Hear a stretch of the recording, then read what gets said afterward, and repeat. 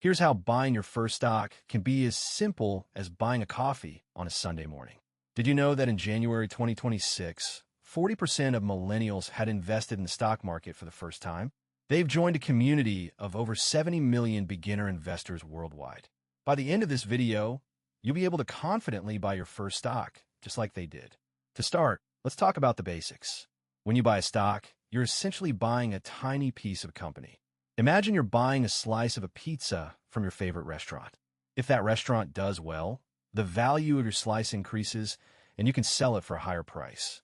But if the restaurant struggles, the value of your slice might decrease and you might lose money.